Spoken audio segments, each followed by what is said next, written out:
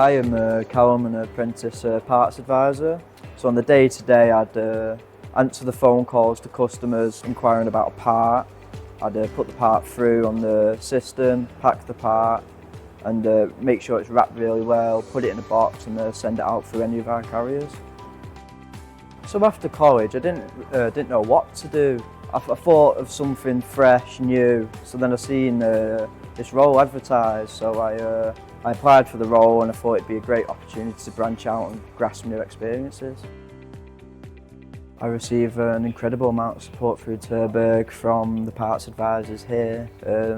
My mentor, everyone's really kind, warming. When I first started it was daunting and I think they knew that, so they helped me throughout the course.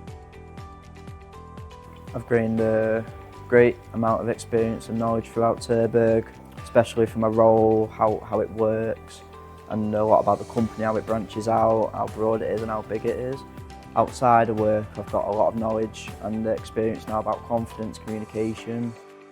Yeah, I've really enjoyed the time at Terberg, and I'd definitely recommend it to someone who has no idea of what they want to do or looking for something fresh. I think it's a really good company and I reckon it sets you in the right place.